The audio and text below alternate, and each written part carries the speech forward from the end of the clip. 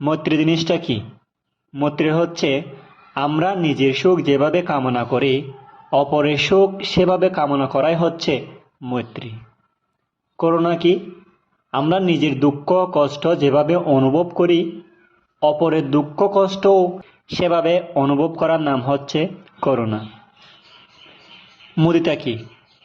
আমার নিজের যশ খ্যাতি সুনাম সুখ্যাতি প্রাচুর্য দেখে যেভাবে আমি আনন্দিত হই, ঠিক অনুরূপভাবে অপরের যশ খ্যাতি প্রাচুর্য দেখেও সেভাবে আনন্দিত হওয়ার নাম হচ্ছে মুদিতা।